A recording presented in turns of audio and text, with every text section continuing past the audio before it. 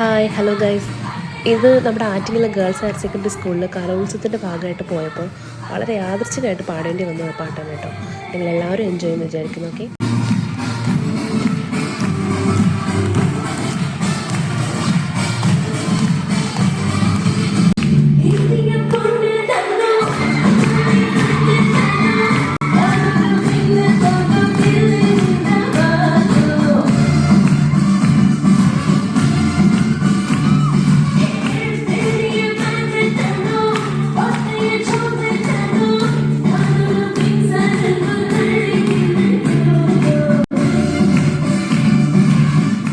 Hi hello guys.